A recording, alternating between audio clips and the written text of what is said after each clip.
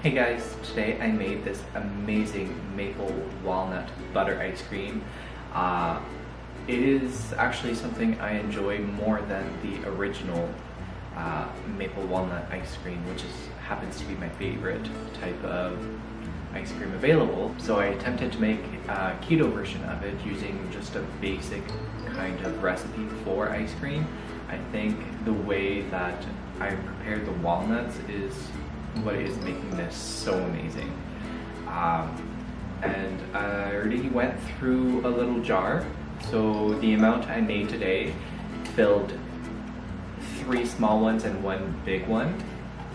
So technically speaking, it would have filled 5 jars, and those 5 jars would come out to 5 grams of carbs each, which is actually pretty good because I only ate half of this, and I was completely satisfied with my sweet tooth, and I think it's because of Lakanto.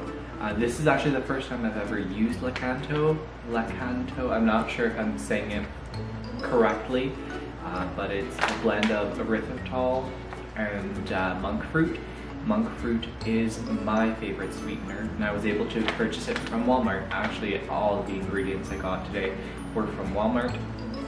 So let's get into the video about how to make this amazing ice cream. I'm telling you, you won't find a better one.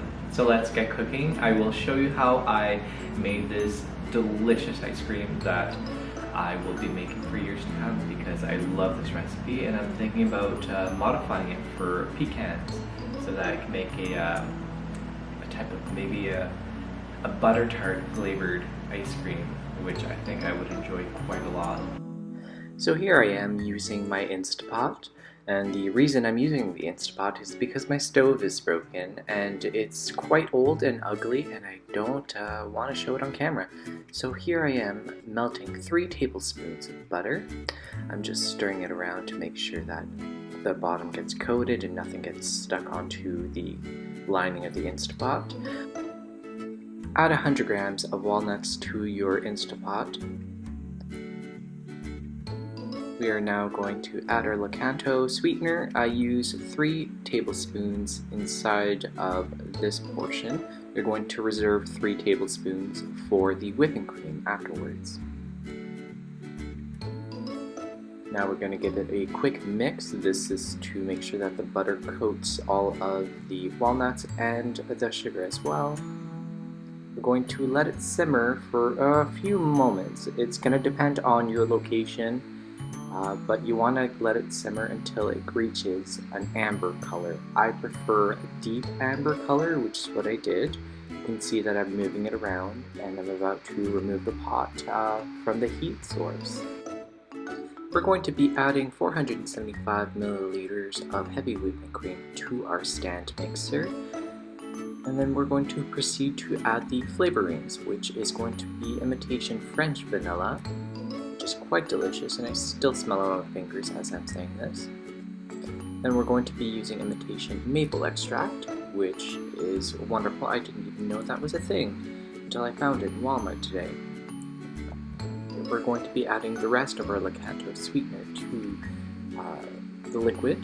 We're going to be adding 3 tablespoons. Then we're going to start mixing it.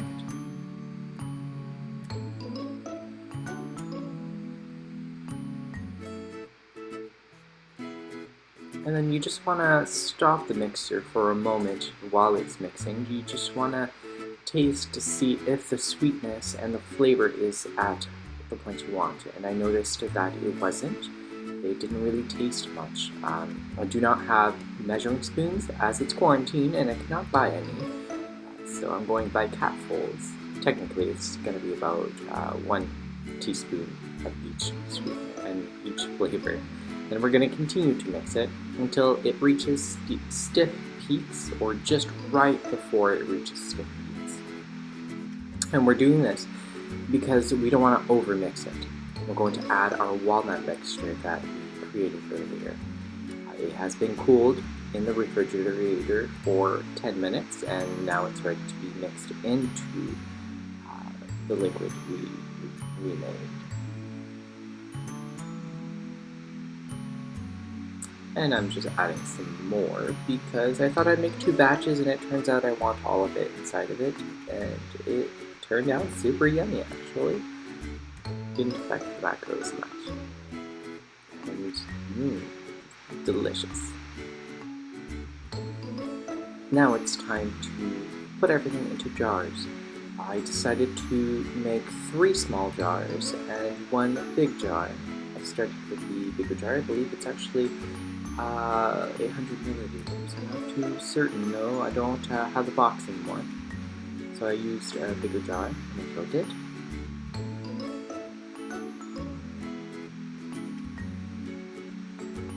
And by the way, if you do not have a stand mixer, you can use a hand mixer, or you could just put all the ingredients into the jar and shake them vigorously.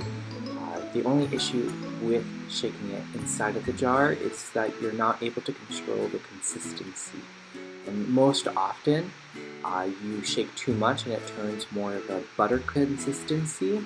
And when you freeze it and then you start eating it as ice cream, it feels like hard butter on your tongue, which I don't like, which is why I'm using a stand mixer. And also, stand mixers are quite expensive, and I don't want it to just sit inside of a corner for the rest of its life.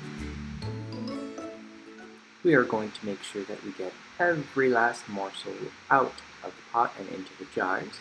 And as you can see, I'm filling my last jar. So this created 3 small jars, which is 3 portions. And then the large jar is technically 2 portions. They are 5 net carbs each, which is perfect with my macros. I don't tend to eat a lot of carbs, so this is a wonderful treat at the end of a hot summer day that I can have and not feel bad about it. So I hope you enjoyed this video, and I hope you give this recipe a try. It's quite delicious. It's quite affordable as well.